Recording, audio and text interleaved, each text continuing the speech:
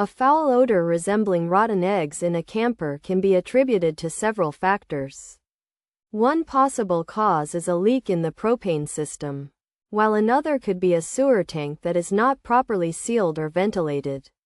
Additionally, a colony of sulfur bacteria may have formed in the water heater, or the water source itself may be contaminated with sulfur compounds.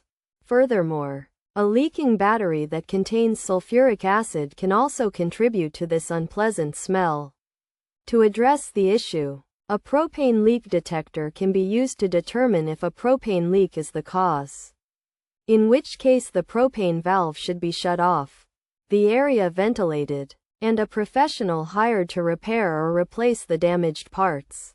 Replacing the anode rod in the water heater with an aluminum or zinc rod can help reduce the growth of sulfur bacteria, and flushing the water tank with a hydrogen peroxide mixture can also be effective. If the water supply is contaminated, investing in a high-quality water filter or switching to a cleaner water source may be necessary. In cases where the battery is leaking, the area can be cleaned with a baking soda solution to neutralize the acid, after which the old battery can be removed and replaced with a new one.